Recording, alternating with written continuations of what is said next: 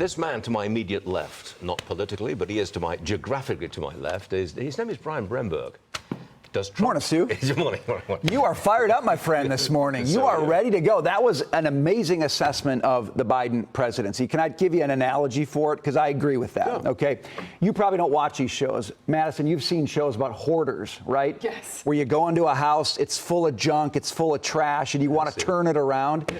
That's what President Trump inherited from Biden, a hoarder house full of trash. Now, what's interesting about those shows is you go in and you got to clear the trash, but sometimes it gets worse before it gets better, because when you get to the bottom, you realize there's mold everywhere, there's rot. That's what's going on in America right now. The president has gotten so deep into this that it's like the reaction from the left has gotten worse the closer he gets to the bottom of it all. That is a very good analogy. I didn't think of that, but that's a really good. Now, you probably are a big fan of those shows, and you don't want to admit it. I've seen them. But that's what's going on. So now the question is, what's the right, is President Trump doing it the right way? It's a hard job. I think the one thing he has to watch for next year is when you get to the midterms, people start trying to prioritize what they care about, right? And I think he's really got to show something on the economy next year. Doing a lot on the border, doing a lot in crime, foreign policy, all good stuff.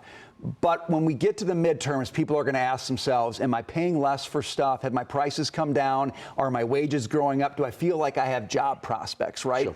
And that is a work in process that I think he's really got to show some tangible results on going into next year. Is there anything that you can think of from the Biden years that President Trump does not have to reverse? I'll do the reverse Kamala Harris. When they asked her, would she change anything, she said no.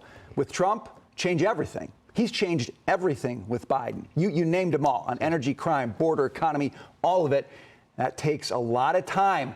Patience is not a good thing to have to rely on in politics, but that's what President Trump is relying on with his supporters right now. Patience is not one of President Trump's virtues. Not his, which is good. He wants to get going, right? But it takes a little time to clean up a hoarder house, and that's what he got when he walked in here January 2025.